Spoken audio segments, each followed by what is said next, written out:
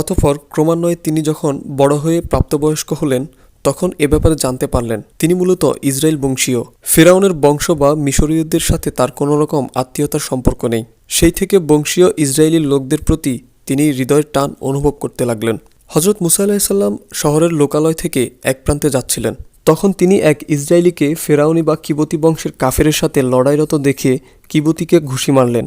ঘটনাক্রমে কিবতীটা সাথে সাথে প্রাণ হারালেন। পরে অবশ্য মুসা আলাইসাল্লাম এজন্য আফসোস করলেন এবং এই কাজটাকে শয়তানের কাজ বলে অভিহিত করেন।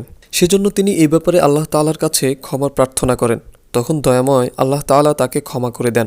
কোরআন মাজিদে এই সম্পর্কে বর্ণনা দেওয়া হয়েছে, হজরত মুসা আলাইহিসসালাম এমন সময় শহরে প্রবেশ করলেন যখন তার অধিবাসীরা ছিল উদাসীন। তখন তিনি সেখানে দুই ব্যক্তিকে লড়াইরত দেখলেন।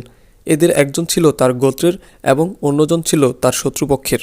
তখন যে ব্যক্তি তার গোত্রের ছিল সে তার শত্রুপক্ষের লোকটির মোকাবেলায় তার সাহায্য প্রার্থনা করল। তখন মুসা শত্রুপক্ষের লোকটিকে ঘুষি মারলেন, ফলে সে মারা গেল। মুসা বললেন, এটা তো শয়তানের কাজ, নিশ্চয় শয়তান প্রকাশ্য শত্রু ও বিভ্রান্তিকারী। তিনি বললেন, হে আমার রব, আমি নিজের উপর জুলুম করে ফেলেছি, অতএব আমাকে ক্ষমা করুন। তখন আল্লাহ তাআলা তাকে ক্ষমা করলেন। নিশ্চয় তিনি পরম ক্ষমাশীল ও দয়ালু। পরের দিন তিনি সেই ইসরায়েলিকে আরেকজনের সাথে ঝগড়া করতে দেখলেন এবং সে তখনও মুসা আলাইহিসসালামের নিকট সাহায্য প্রার্থনা করল। তিনি তাকে তার ঝগড়াটে স্বভাবের হওয়ার কারণে তিরস্কার করলেন। অতঃপর তাদের বিচার করে শত্রুপক্ষকে প্রতিরোধ করতে যাবেন। এমন সময় সে ভুল বুঝল যে তিনি তাকে আঘাত করবেন। তখন সে বাঁচার জন্য গতকালের কিবতীকে মারার ঘটনা ফাঁস করে দিল। ফলে মুসা আলাইহিসসালামের বিরুদ্ধে গ্রেপ্তারি পরোয়ানা জারি হলো।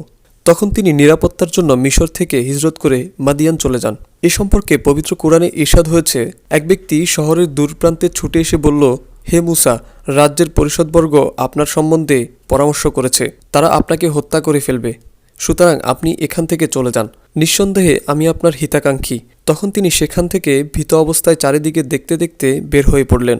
তিনি বললেন, হে আমার রব, আমাকে জালিম সম্প্রদায়ের কবল থেকে রক্ষা করুন।